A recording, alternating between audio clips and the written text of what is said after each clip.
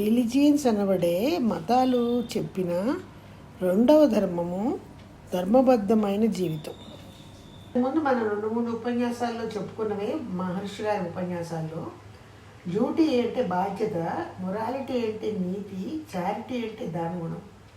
ఈ మూడింటిని ఆచరించాలి. తల్లిదండ్రులని, సంతానాన్ని పోషించడం, సమాజానికి చేతైన సేవలు అందించడం, ఇది డ్యూటీ అన్నమాట. ఎప్పుడు ఎవరిని నొప్పించకుండా, తనంతా నొప్పించుకోకుండా జీవించడం అన్నదే మొరాలిటీ అంటే నీతి అని అనుకోవడం అన్నది మొరాలిటీ అంటారనమాట. అది ఆచరించడం అన్నది నీతి అన్నమాట. మూడోది చారిటీ అంటే ఇందాక మనం చెప్పుకున్నట్టు పేదలకి, నిరుపేదలకి, అన్నార్థులకి నీ సంపాదనలో 1% నీ సంపాదనలో కొంత భాగం వాడాలి. ఇవి రెండే మన మత ధర్మాలు. ఒకటి ధర్మబద్ధమైన జీవితం అంటే మొరాలిటీ, డ్యూటీ, చారిటీ పాటించడం. రెండోది దైవారాధన. దైవారాధన అంటే దేవాలయానికి వెళ్ళి పూజలు చేయడం దైవారాధనే. అది కాదని మహర్షి గారు చెప్పటం లేదు. అక్కడితో మొదలుపెట్టి క్రమక్రమంగా ఈ సమాజంలో ఉన్నటువంటి పేదలకి అన్నదానం చేయడం, ఎవరైనా ఇబ్బందుల్లో ఉంటే వాళ్ళకి సహాయం చేయడం. జీవారాధనే, దైవారాధనని జీవుని ఆరాధించడమే. జీవిలోనే, అతని ఆత్మలోనే భగవంతుడు ఉన్నాడు అని అతనికి సేవ చేయడం అన్నది దైవారాధన చెప్పారు. నీ నిత్య జీవితంలో నువ్వు జ్ఞానాన్ని అభివృద్ధి చేసుకోవాలి అని చెప్తున్నారు. సజీవ నిర్జీవ రాశులు వాటితో కలిసి నువ్వు సహజీవనము చేస్తున్నావు. ఇప్పుడు మనం ఉన్నాము అంటే మనము నిర్జీవాలు అంటే నదులు, నీళ్లు, చెట్లు, ప్రకృతి అన్నమాట. సజీవాలు అంటే మానవుడితో పాటు పశువులు, పక్షులు, ఇవన్నీ. ఇట్లా సజీవ నిర్జీవ రాజులతో కలిసి ఉన్నటువంటి మన సహజీవనము ప్రశాంతంగా, క్రమబద్ధంగా ఉండాలి. కార్యకారణ సిద్ధాంతాన్ని అర్థం చేసుకుని జీవించాలి. కార్యకారణ సిద్ధాంతం అంటే ఇందాక మనం చెప్పుకున్నదే. మనం ఏ పని చేసినా కూడా మంచి పని చేస్తే మంచి ఫలితం ఉంటుంది, చెడ్డ పని చేస్తే చెడ్డ ఫలితం ఉంటుందని దాన్ని గుర్తించి ప్రకృతి ధర్మాలని పాటిస్తూ అలా కనుక ఉండగలిగితే మనకి కావలసినటువంటి శాంతి, సుఖము, ఆనందము లభిస్తాయి. ఇంతవరకు ఈ ఉపన్యాసంలో పార్ట్ 1గా మహర్షి గారు మనకు తెలియజేశారు. ఈ ఉపన్యాసం చివరిలో రెండవ భాగంగా స్కై అంటే సులభతర కుండలిని యోగం అంటే ఏంటో తెలియజేస్తూ ఈ స్కైలో తూర్య దీక్షని గురించి ఈ పర్టికులర్ ఈరోజు ఆయన వివరించి చెప్తారనమాట. మహర్షి ఆ రోజు క్లాసులో దీక్ష అంటే ఏంటి అనగా ఏంటో తెలియజేశారు. దీక్ష అంటే దాదాపు అది తపస్సు లాంటిదే. మనం తపస్సు చేయడానికి అంటే మెడిటేషన్ చేయడానికి అనుకూలమైనటువంటి పరిస్థితి తీసుకురావడానికి మన మూలాధార చక్రం దగ్గర ఉన్నటువంటి కుండలిని శక్తిని పైకి లేపి తీసుకొచ్చి మన ఆజ్ఞా చక్రం అనే నుదుటి మధ్యలో పెడతారనమాట. అది దీక్ష అన్నారు. ఈ దీక్ష తీసుకుంటే కానీ ఈ తూర్య తపస్సు కానీ, ఇంకా ఆజ్ఞా తపస్సు, తూర్య తపస్సు, తూర్యాతీత అని ఉన్నాయి. ఏదైనా కూడా చేయడానికి ముందుగా దీక్ష తీసుకోవాల్సి వస్తుంది. పూర్వకాలంలో ఇలాంటి దీక్షలు ఏమీ లేనప్పుడు ఈ పద్ధతి కొంచెం కష్టంగానే ఉండేది. మూలాధార నుండి శక్తిని ఆజ్ఞా చక్రానికి తీసుకొస్తారనమాట. కొంతమంది సహస్రారానికి కూడా తీసుకొస్తూ ఉంటారు దాన్ని. పాతకాలంలో ఈ రకంగా తేవడానికి 2 రకాల 3 రకాల పద్ధతులు ఉన్నాయని చెప్తున్నారు మహర్షి గారు. అవేంటంటే మంత్రదీక్షలు తీసుకోవడం, లేదా ఆ మంత్రదీక్ష వల్ల మంత్రం పట్టిస్తూ 7 చక్రాల వెన్నెముకలో ఉన్న వాటిని దాటుకుంటూ ఈ సహస్రార చక్రం నుంచి దాటి పైకి వచ్చి భగవంతుడి వైపుగా ప్రయాణం చేయడం. తర్వాత రెండోది ప్రాణాయామాలు చేస్తూ ఉంటారు. దానివల్ల కూడా ఈ చక్రాలు యాక్టివేట్ అయ్యి కుండలిని శక్తి పైకి వస్తుంది. మంత్రం పట్టిస్తున్న వల్ల వస్తుంది, లేదా ప్రాణాయామాల వల్ల వస్తుంది. శబ్దంతో చేస్తారన్నమాట వీటిని. ఇవన్నీ దాదాపు జపం లాంటివి. అది చేస్తూ ఉండేవారు పూర్వ రోజుల్లో, వాటిని ఫాలో అవుతూ ఉండేవారు. రెండోది ఏంటంటే మూలాధారం నుండి శక్తిని ఒక్కో చక్రం ద్వారా పైకి లేపుకుంటూ వస్తారు. ఆ శక్తి, కుండలిని శక్తిని అలా లేపడానికి అనాది కాలంలో వాళ్ళకి 7-8 సంవత్సరాలు ఇంకా ఎక్కువే పట్టేది. ఈ చక్రాలు దాటుకుంటూ ప్రాణశక్తి అనబడే ఈ కుండలిని శక్తి పైకి లేచి వచ్చేటప్పుడు ఈ ఒక్కొక్క చక్రం దగ్గర ఒకలా శక్తి అధికం అవుతూ ఉంటుంది. ఈ అధికమవుతున్న శక్తిని తట్టుకోవడం అన్నది కొంచెం కష్టంగా ఉండేది. అది భరించడం అన్నది భరించగలిగినటువంటి మహానుభావులు పైకి వెళ్ళి భగవద్ దర్శనానికి వెళ్ళి అంతవరకు వాళ్ళు జయించగలుగుతారు. ఒకవేళ చాలామంది అందులో అంత అంత పైకి అలా వెళ్ళలేకపోతే ఈ శక్తిని తట్టుకోలేక, ఒక్కొక్క చక్రం దగ్గర ఆ శక్తిని తట్టుకోలేక వాళ్ళు 2-3 చక్రాలకి వరకు వెళ్ళి మళ్ళీ కిందకి దిగిపోతూ ఉంటారు. అటువంటి సమయంలో ఆ మూలాధారం నుంచి స్వాధిష్టానం నుంచి పైన ఆ మణిపూరానికి చేరి ఇంకా పైకి వెళ్ళలేక కిందకి జారి పడిపోయినప్పుడు ఇలా మధ్య మధ్యలో శక్తి ఏర్పరచుకుని పైకి వెళ్ళి కిందకి వచ్చేసేటప్పుడు వాళ్ళల్లో చాలామందికి కొద్దిగా ఆరోగ్యాలు పాడైపోవడము, ముఖ్యంగా స్త్రీలు ఏం చేస్తారంటే బహిష్టం అన్నది స్త్రీలకు ఉంటుంది కాబట్టి వాళ్ళు 1-2 చక్రాల కంటే పైకి ఎదిగి వెళ్ళలేరు. అక్కడ వరకు వెళ్ళేసరికి వాళ్ళకి బీడింగ్ అనబడే ఈ బహిష్ట కాలం వచ్చేటప్పుడు వాళ్ళు చేస్తున్న తపస్సు వక్రించి తిరిగి కింద పడిపోవలసి వస్తుంది. మళ్ళీ తపస్సు మొదటి నుంచి చేయవలసి వస్తుంది. ఈ రకంగా ఈ కార్యక్రమం తపస్సు అనే మెడిటేషన్ అనేది ఆ కాలంలో చాలా కష్టంగా ఉండేదన్నమాట. కానీ వేదాంత మహర్షి గారు ఏం చేశారంటే ఈ సులభతర కుండలిని యోగంలో ఆజ్ఞా దీక్ష అనేవాడే ఒక దీక్ష ద్వారా మూలాధారం దగ్గర ఉన్నటువంటి కుండలిని శక్తిని, ఇదే ప్రాణశక్తిని ఒక 2 వేళ్లతో ఇలా స్పర్శించి ఈ 7 చక్రాలు దాటేసి ఒక్కసారే నుదుటి మధ్యలో ఉన్నటువంటి ఆజ్ఞా చక్రాన్ని తీసుకొచ్చేస్తారు. అది అలా 1-2 నిమిషాల కాలంలో పూర్తయిపోయే దీక్ష అనమాట. అది ఈ మధ్యలో ఏ చక్రం దగ్గర కూడా శక్తి అన్నది ఆగదు. అలా ఆగబోబట్టి డైరెక్ట్గా అది ఆజ్ఞా చక్రానికి వచ్చేస్తుంది. అది అనుభవజ్ఞులైనటువంటి మాస్టర్స్ కానీ గురువులు కానీ ఇప్పటికీ మనకి ఇటువంటి దీక్షలు ఇస్తున్నారు. దీనివల్ల ఏమవుతుందంటే ఏ చక్రం దగ్గర ఆ కుండలిని శక్తి ఆగక పూర్వకాలంలో ఒక్కొక్క చక్రం దగ్గర ఆ శక్తిని ఎదుర్కోలేక చక్రాలన్నీ దాటి మళ్ళీ కిందకు వచ్చేయడం, అటువంటి పరిస్థితికి వచ్చే సందర్భాలు ఉన్నాయి. కాబట్టి ఈ దీక్షలో ఏముందంటే ఒక్కసారి అన్ని చక్రాలు దాటుకుంటూ ఆజ్ఞాకి వెళ్ళిపోతాం కాబట్టి ఇక్కడ అటువంటి ఆటంకాలు ఏమీ లేవు. ఎక్కడ ఏ చక్రం కూడా ఈ శక్తి వల్ల దెబ్బతిందు, అక్కడ శక్తి అసలు ఆగదు, డైరెక్ట్గా ఒక్కసారి పైకి వచ్చేస్తుంది అనమాట. ఇది దీక్ష అంటే ఏంటో ఈ రకంగా ఈ సులభతర కుండలిని యోగంలో ఇంకా వివరంగా తెలియజేస్తారు.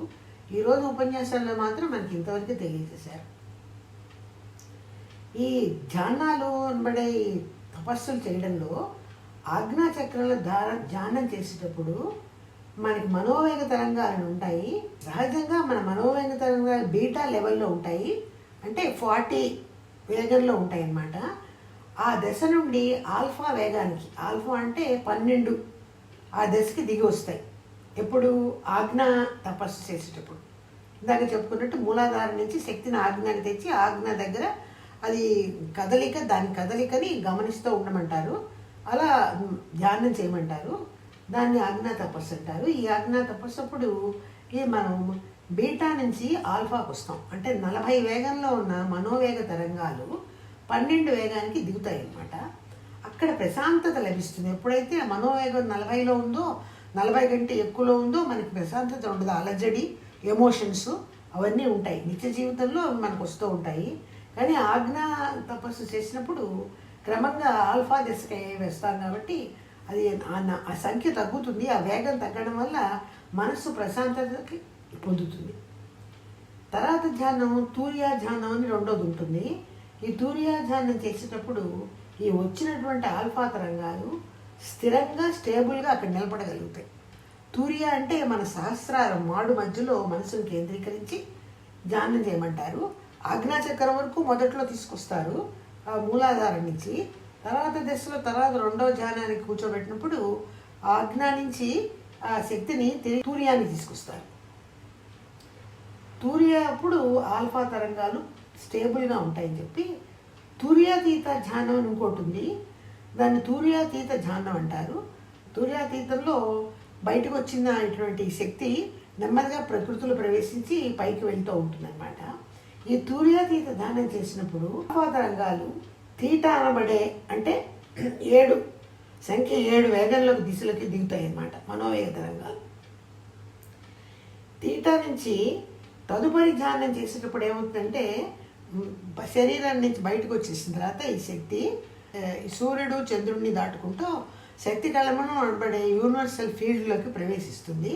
ఆ యూనివర్సల్ ఫీల్డ్లోకి వెళ్ళినప్పుడు అక్కడ ధ్యానం చేసేటప్పుడు ఈ కుండలిని శక్తి అక్కడికి ప్రవేశించినప్పుడు ఈ తరంగాలు నెమ్మదిగా డెల్టా దిశకి రావడానికి సంసిద్ధం అవుతాయి. డెల్టా దిశ అంటే మనోవేగ తరంగాలు దాదాపుగా 03 అనమాట, అంతవరకు దిగుతాయి అన్నమాట. నక్షత్ర మండలం అంటారు దాన్ని. దాదాపుగా అక్కడ ప్రవేశించిన తర్వాత నెమ్మదిగా ధ్యానానంతరం చివరిలో శివకళము అనబడే నిరాకార భగవత్ శక్తిలోకి అబ్సల్యూట్ స్పేస్ అంటారు, అక్కడికి ప్రవేశిస్తుంది మన కుండలిని శక్తి. అక్కడికి ప్రవేశించినప్పుడు ఈ డెల్టా తరంగాలు కూడా కరిగి భగవదైక్యం అనుకోవడానికి, భగవంతుడిని దర్శించుకోవడానికి చాలా మనకి ఉపయోగకరంగా ఉంటాయన్నమాట. ఈ ధ్యానాల వల్ల ఈ రకమైనటువంటి లాభం కలుగుతుంది, భగవదైక్యం అవ్వడానికి, భగవద్ దర్శనం చేసుకోవడానికి అని తెలియజేస్తున్నారు.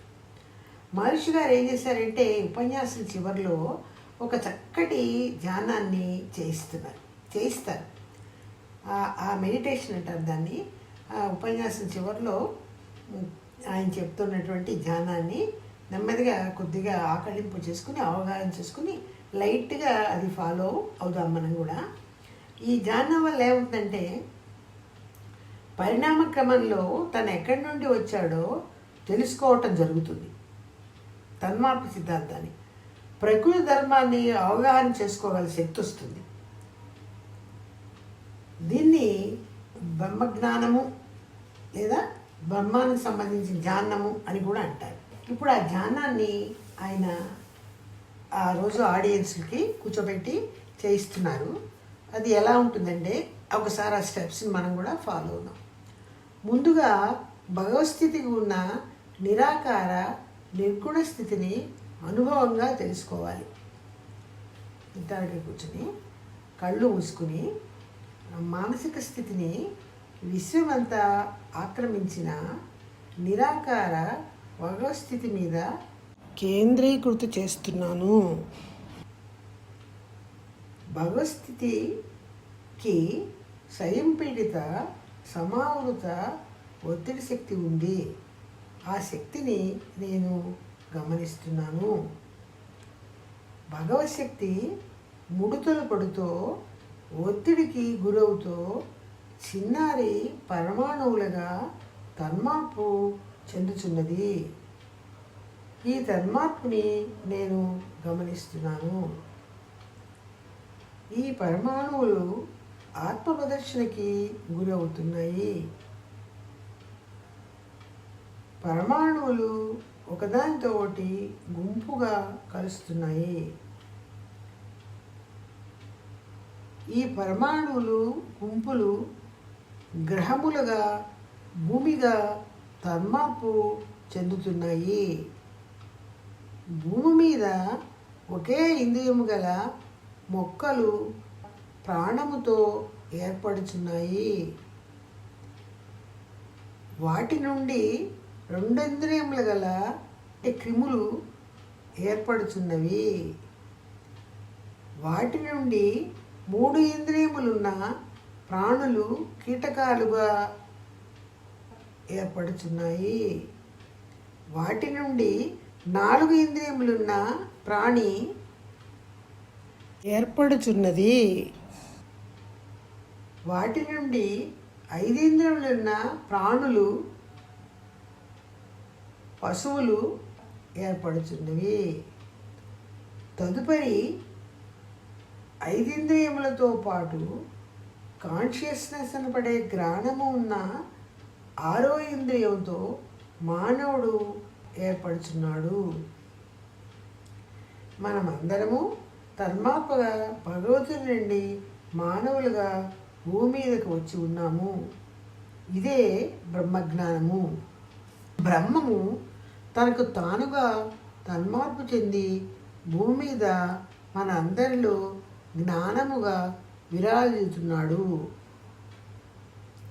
ఆ జ్ఞానమే ఆల్మైటీ అనే గాడ్. భగవంతుడే తొలుతగా శుద్ధ బయలుగా ఉన్నది. అదే గ్రావిటీగా మధ్యస్థ దశలో ఉన్నది. ఇది విశ్వముగా చివరి దశలో తన్మార్పు చెంది ఉన్నది. ఈ విశ్వమందు మానవుడు భగవంతుని తన్మార్పుగా జరిగి మనమంతా ఉన్నాము. ఇప్పుడు తపస్సు ముగిస్తున్నాము. దివ్యమైన తపశ్శక్తి ఫలితముగా ఆయురారోగ్య ఐశ్వర్యములు కీర్తి ప్రతిష్టలు బ్రహ్మజ్ఞానము పొందేదముగాక. జీవిత భాగస్వామికి దీవెనలు. సంతానానికి దీవెనలు.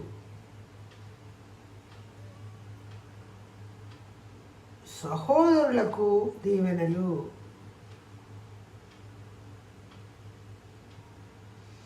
దగ్గర బంధువులకు స్నేహితులకి దీవెనలు. నిత్య జీవితంలో మన సాన్నిధ్యములో ఉన్న వారికి అందరికీ దీవెనలు.